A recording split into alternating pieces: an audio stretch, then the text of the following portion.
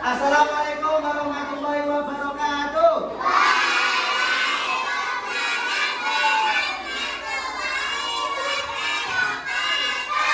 Bagaimana kabarnya anak-anak semuanya? Alhamdulillah, luar biasa. Alhamdulillah, kita harus senantiasa bersyukur karena diberikan kenikmatan sehat walafiat. Semoga nanti kita akan mendapatkan ilmu yang bermanfaat di dunia dan akhirat. Amin Allahumma. Yo, Mas Akmal duduk yang bagus. Yo. Ini anak-anak kelas 1 sama kelas 2 semuanya berangkat ya, satu semuanya ya. Oke. Ya, anak-anak, pada pagi hari ini kita nanti akan belajar bersama. Kira-kira anak-anak semuanya sudah sarapan belum? Sudah sarapan ya? Alhamdulillah. Jangan lupa membiasakan untuk sarapan pagi agar kita kuat tubuhnya untuk bisa menerima pelajaran ya. Kira-kira anak-anak semuanya, kalau anak-anak setiap pagi sarapan, kira-kira kalau ada bungkus atau sisa makanan biasanya dibuang di mana? Dibuang di tempat sampah. Nah, ketika di tempat sampah itu sudah penuh, kira-kira larinya tempat sampah kemana?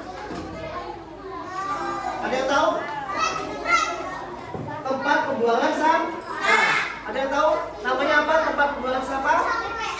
TPA, benar Mas Fajar, tepuk tangan buat Mas Fajar ya. Nah, tempat akhir pembuangan sampah itu namanya TPA. Coba yang lain lagi ya anak. Anak-anak di rumah punya mainan? Anak-anak di rumah punya mainan? Kira-kira kalau mainannya sudah rusak, kira-kira mau di apakan? Di tempat sampah. Nanti pada akhirnya juga akan masuk di tempat pembuangan sampah atau TPA itu ya. Ya anak-anak semuanya. Nah, kira-kira nomor 1 Mas Akbar, ya kan? Nomor 3 nomor setengah. Iya. Yuk fokus, kita dengarkan pelajarannya ya. Tema pada kali ini kita belajar bersama bagaimana atau kita bisa mengetahui kemana sampah itu pergi ya. Tadi di TPA saya kasih gambaran ketika satu desa ini punya sampah setiap harinya itu 1 ton. Kira-kira nanti kalau 1 tahun sudah berapa ton itu? Banyak kan? Banyak. Kira-kira anak-anak semuanya, kalau di TPA sudah penuh, sudah banyak gunung sampah, harusnya sampah diapakan? Padahal tempat sampahnya kan sudah tergulung, sudah tergulung, sudah tinggi, sudah banyak, sudah penuh. Kira-kira sampah kita apakan? Kira-kira sampah itu kita apakan agar menjadi barang yang bisa berguna? Jawab oh. Mas, siapa nama? Mas Saka pinter didaur ulang. Nah, apa benar apa yang disampaikan masalah itu benar? Kita daur ulang akan menjadi barang yang berguna, bisa dijual atau bisa digunakan lagi. Yuk kita lihat dulu bersama-sama. Sebelumnya, anak-anak tadi sudah buka atau belum? Iya, yuk. Kita membaca basmalah bersama-sama agar pelajaran kali ini berjalan dengan lancar. Amin ya, Allahumma amin. Mari membaca basmalah bersama-sama. Bismillahirrahmanirrahim. Yuk, tepuk tangan. Yang belakang, tepuk tangan. Yuk, kita belajar bersama dengan menonton bareng, menyimak materi tentang sampah. Kemana sampahnya pergi? Kita lihat videonya.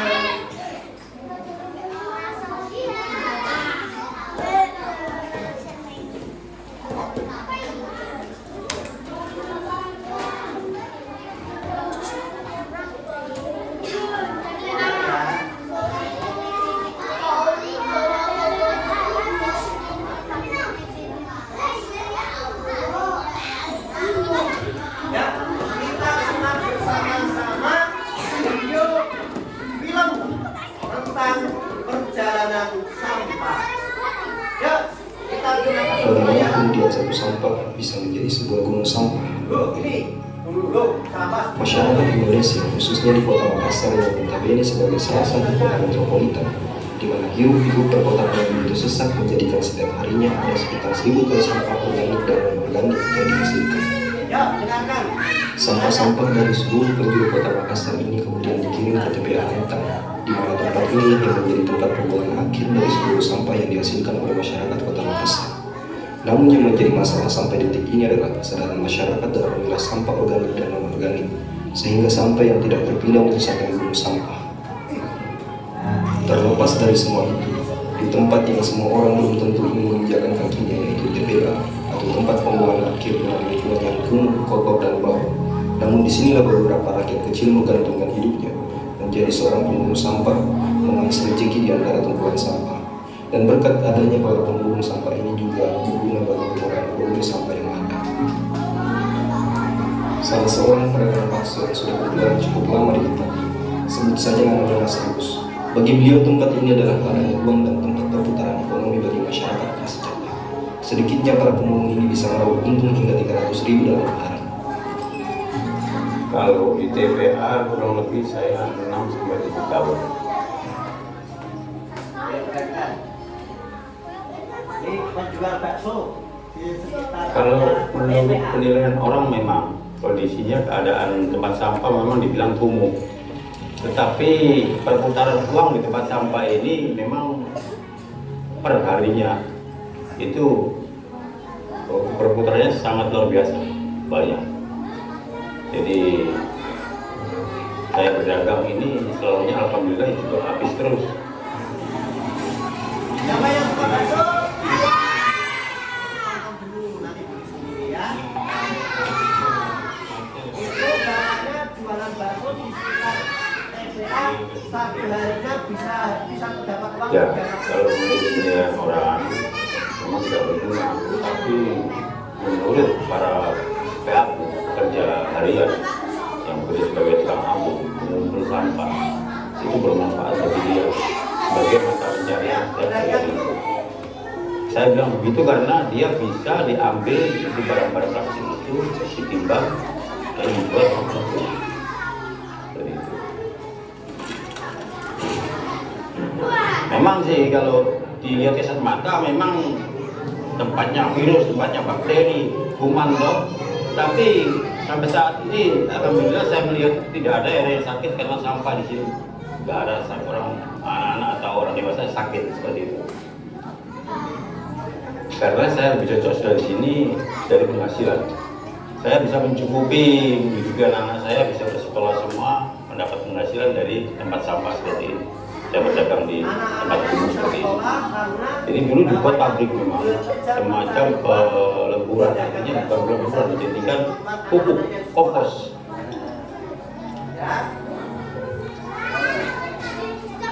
Jadi sampah itu dijadikan kompos seperti itu. Ada pabriknya sendiri mengolah. Terus tiba-tiba macet, diperkirakan karena apa? Saya belum tahu. Itu yang saya tahu sampai sekarang ini. Masalah pendidikan, anak-anak ini kebanyakan terbengkalai, tapi bukan atas dasar kemauan orang tua, melainkan kemauan anak-anak itu sendiri. Karena mungkin diakibatkan karena anak-anak itu sudah keseringan bisa mencari uang sendiri, mendapatkan penghasilan diri sendiri, jadi berjajar, beli kue-kue seperti itu. Jadi akhirnya sekolahnya malas, terbengkalai. Sebetulnya bukan karena orang tua tetap melarang. Sampai sering terjadi sampai dihubungi anaknya. Tapi kenyataannya anak itu tidak mau sekolah. Dia lebih suka bekerja jadi pengumpul sampah. Ada anaknya, ada siapa ini?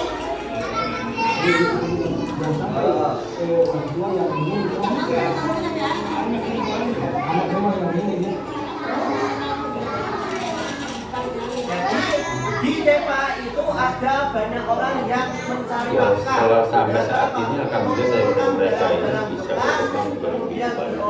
Mereka ada yang tadinya tidak punya rumah, bisa membangun rumah di kampungnya.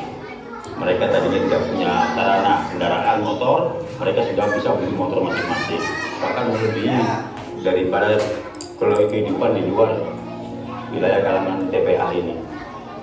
Mereka ini justru motornya baru-baru semua. Kalau pendapat saya, ini masalah sampah ini masalah sebetulnya masalah kebersamaan ya. Bukan masalah pribadi artinya seperti itu. Jadi kalau kita mungkin dianjurkan untuk ini mungkin untuk mengumpulkan atau memilah-milah barang dengan cermat, tidak mungkin sampah ini bisa menggunung seperti ini. Karena apa saya bilang seperti itu? Otomatis pengusahanya itu lebih mudah kalau dipilah-pilah. Tapi kalau terkumpul jadi satu, itu susah. Karena barang di situ ada yang semacam besi yang bertimbul, otomatis tidak bisa dihancurkan juga. Nah, seperti itu. Ada bahan besi, aluminium seperti itu. Kita campur jadi satu. Yang menurut saya sendiri, bahwa saya sendiri minta maaf. Saya sendiri kalau saya bisa bersuara, saya memohon agar supaya didirikan lagi pabrik pelebur sampah.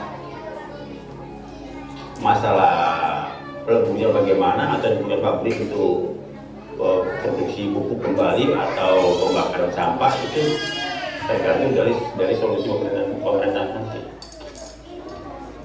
Kalau menurut saya jangka panjangnya pasti akan menimbulkan virus.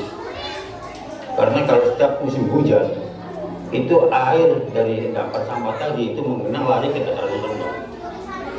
Otomatis yang ketimpa air itu nanti wilayah sekitar situ pasti itu dampaknya juga tercemar. Sebetulnya sih kita bisa itu tanpa plastik. Tetapi itu tadi dikembalikan lagi kalau kita menghapus barang-barang plastik otomatis kita juga harus memikirkan ke bawah masyarakat yang lain yang setiap harinya saya bilang tadi mata pencariannya dari plastik seperti itu.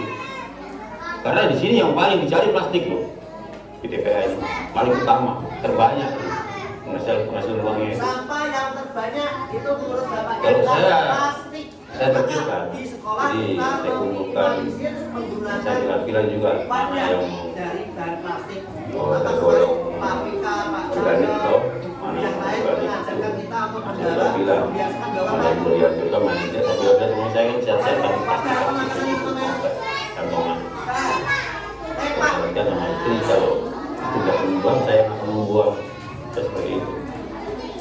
Pesan saya kepada pemerintah ya saya memohon kalau memang dengar suara saya agar ditinjau kembali TPA di wilayah Antam karena selama ini saya kira kurang efektif. Saya bilang kurang efektif karena apa? Karena pabrik pelebur penghancur sampah itu tidak ada seperti itu. Jadi sisa-sisa sampah yang berserakan yang tidak terpilih oleh pegawai harian, pekerja harian, PAM itu otomatis menggunung. Nah, akhirnya menjadi pencemaran, menjadi limbah bagi masyarakat yang kehidupannya di sekitar wilayah TPA. Sampai terdapat di TPA, yang lain masalah ini akan tetap berkelanjutan.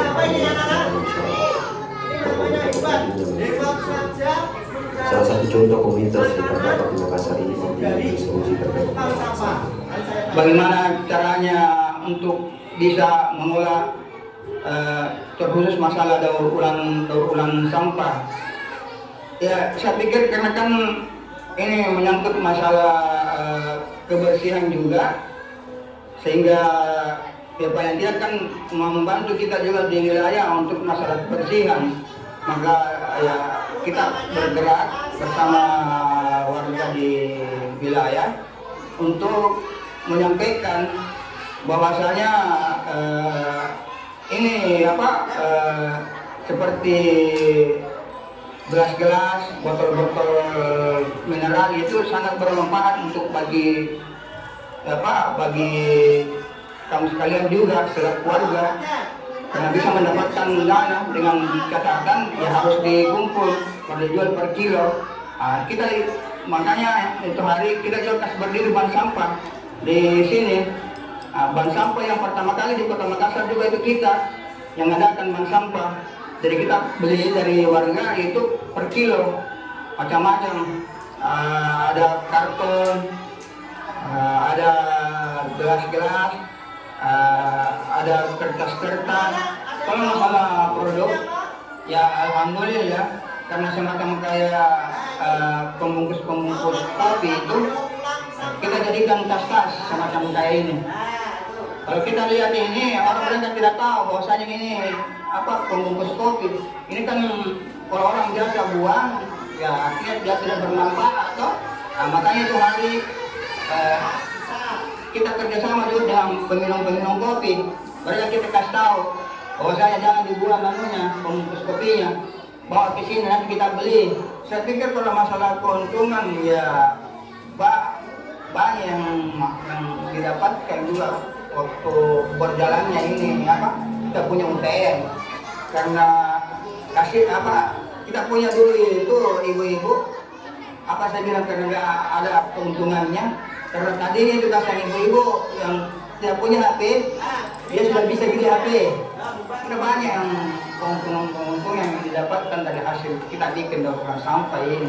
Kalau memang kita mau toh untuk berproduksi, makan sekarang waktu bahkan kan kita pernah juga ada kerjasama dengan dari orang Belanda kan, travel Belanda. Nah, itu kita kerjasama. Bahkan itu sampai dia pesan sampai ratusan itu tas-tas dia. Nah, itu ada berapa tahun kita pernah ada berapa tahun berjalan, cuma karena dengan COVID ini baru 2 tahun sehingga putus kita punya kerjasama.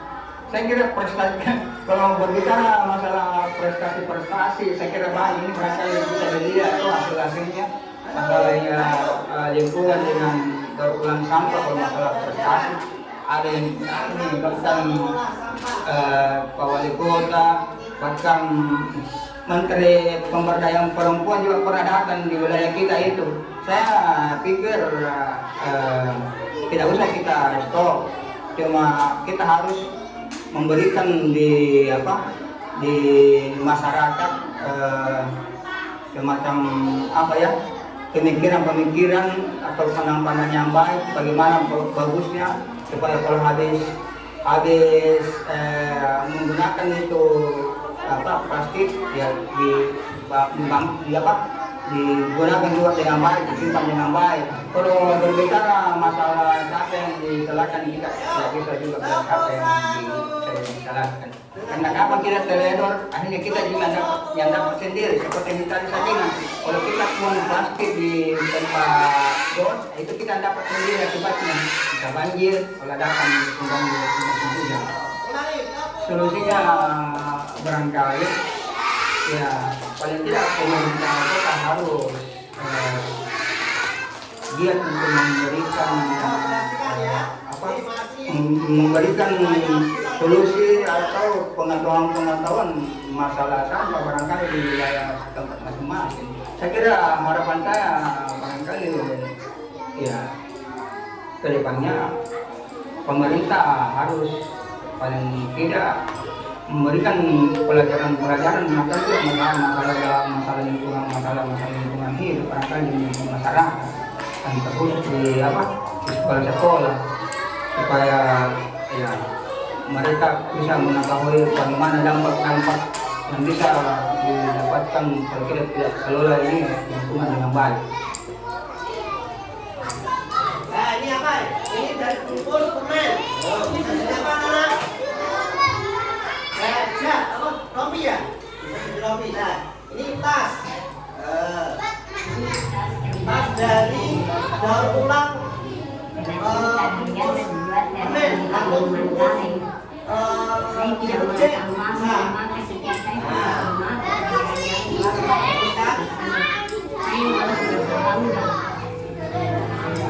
Dan yang menjadi pertanyaan sampai hari ini adalah apakah negara kita yang menanggulangi lingkungan sampah?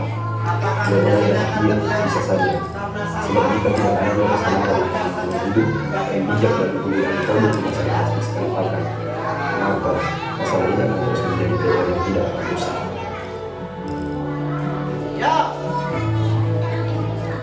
Dari video yang saya putarkan tadi, anak-anak tadi sudah bisa menarik kesimpulan ya. Yang pertama, coba saya tanya, dari pengamatan anak-anak semuanya tadi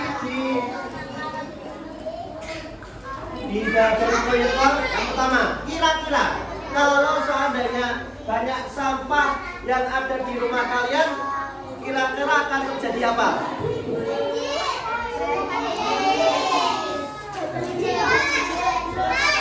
Kalau terjadi sarang penyakit, ya, bakteri, sehingga memunculkan penyakit yang bisa menular di tubuh kita. Maka anak perhatikan, nanti juga ada gambaran di sana. Seumpamanya ada banyak sampah di rumah kalian, kemudian kalian buang di solokan, kalian buang ke solokan atau di aliran sungai, apa yang terjadi? Banjir. Maka kita tidak ingin kejadian musibah itu, jangan sampai kita membuang sampah sembarang. Ayo mas, ayo begini, mas, duduk, mas siapa itu? Duduk, belakang bawah toh, ayo. Kalian, mas siapa itu yang belakang? Yo, mas Fari duduk, duduk yang bagus. Ya. Jadi anak-anak, jangan sampai sampah itu berserakan, apalagi di lingkungan rumah kita akan menjadi sarang penyakit. Jangan sampai sampah kita buang di selokan atau aliran air akan menjadi banjir. Kira-kira kalau ada hewan, anak-anak semuanya, halo, yuk jawabnya, hai, halo, Hai. hai, Halo. lagi, halo. Hai. Yuk perhatikan. Kalau tadi ada di video ada contoh, ada gunungan sampah yang begitu tinggi, kemudian ada orang-orang yang mengais sampah mencari bahan yang bisa didaur ulang. Kemudian di sampingnya juga ada hewan-hewan tadi, ada 2 sapi.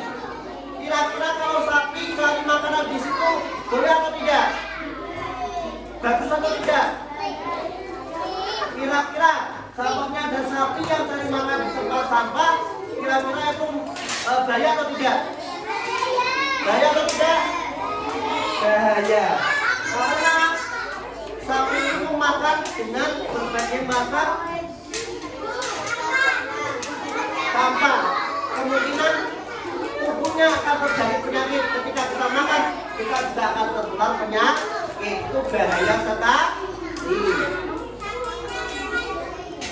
Sapi itu bisa mencari mengais sisa-sisa makanan yang masih menempel di plastik tadi, kemudian dimakan, bahkan kadang bisa masuk plastiknya ke dalam tubuhnya sapi. Ketika sapi kita sembelih, itu sudah terjadi penyakit, maka akan juga menimbulkan penyakit dari kita.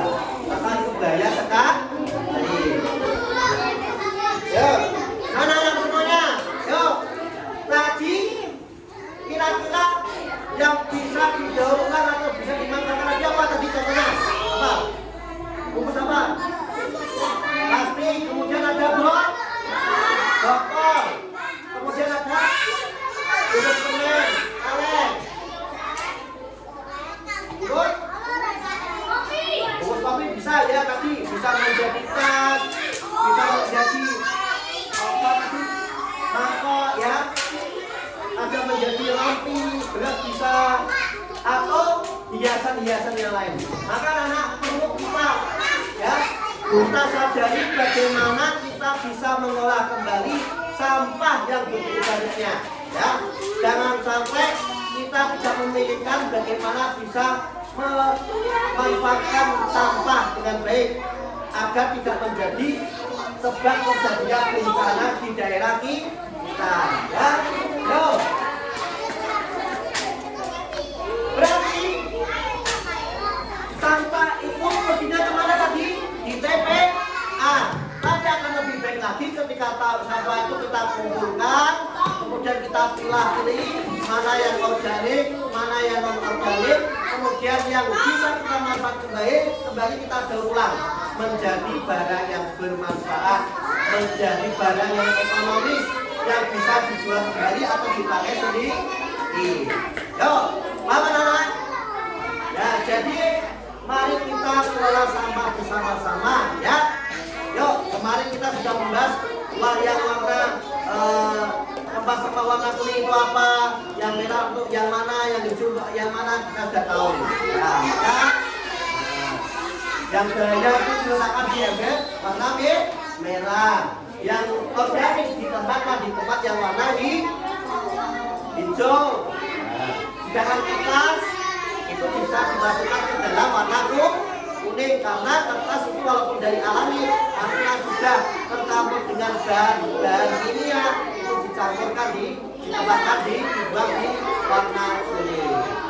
Yuk, tepuk semangat. Semangat. Yuk anak-anak semuanya, akbar.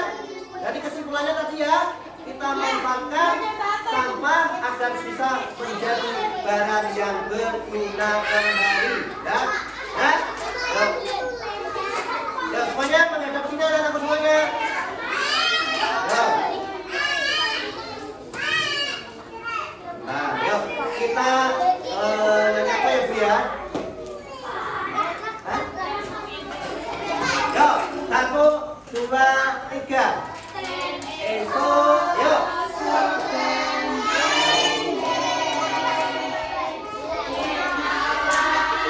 Bukan siap, yang sore, bukan sangat, yang tadi, bukan lalu. Yuk, bareng-bareng semuanya.